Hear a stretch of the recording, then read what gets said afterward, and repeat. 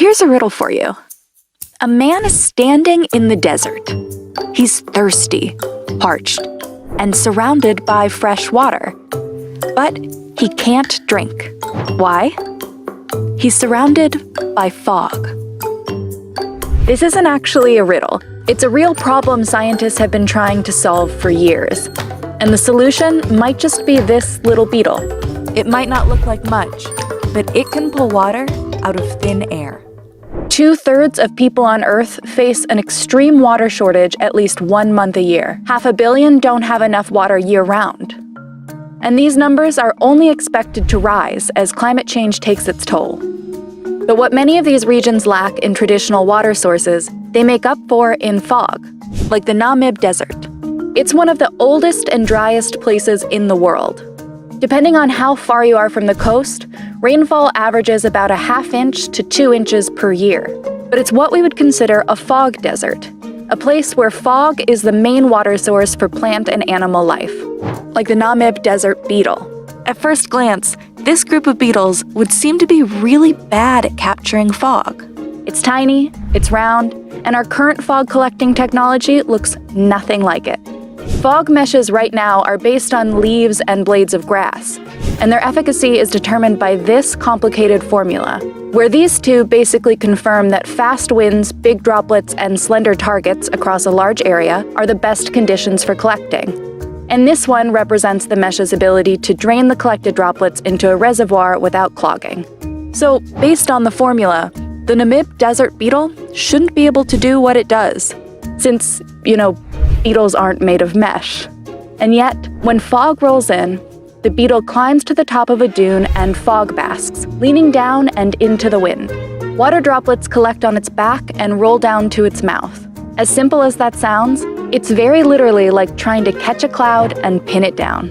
If you wave your fingers through mist, you don't see just where your fingers were and all the water collected. It just flows with the air right through them. But the beetle manages to do what we cannot. The secret is in its exoskeleton, and it's very much a secret. We are far away from that still, or we're getting closer. A lot of research has been done on how the water moves to the beetle's mouth, but almost none has covered how the droplets get there in the first place. Hunter King and his team tried to find the answer, but hit an unexpected bump in the road. The original beetle that scientists started researching first had exactly that, bumps on its exoskeleton. And those bumps were theorized to have an impact on the efficiency of fog collection. But it turns out the beetle that has the bumps is not one of the fog basking beetles. King and his team decided to move forward with their experiment anyways. In the lab, they 3D printed spheres and cylinders with various surface textures, smooth, ridged, and bumpy. They then put the spheres in a foggy wind tunnel. Turns out, the sphere with 1 millimeter bumps captured fog 2.5 times better than the smooth sphere.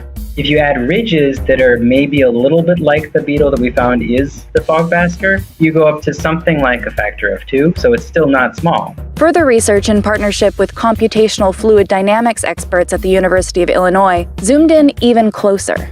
They developed a computer model that tested droplets' ability to bump into a surface. Tiny water droplets have very little inertia and have to squeeze a film of air out of the way before making contact. The model found that the less squeezing droplets have to do, the more that bump into the surface, which is what you should get with rougher textures.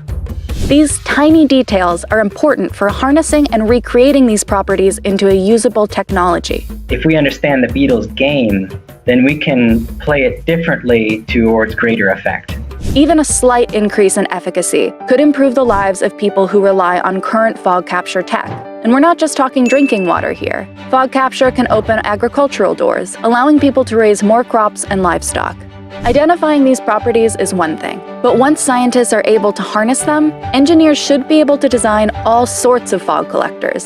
Standalone fog collecting structures for sure, but they could also use the material to coat existing objects to turn anything into a fog collector.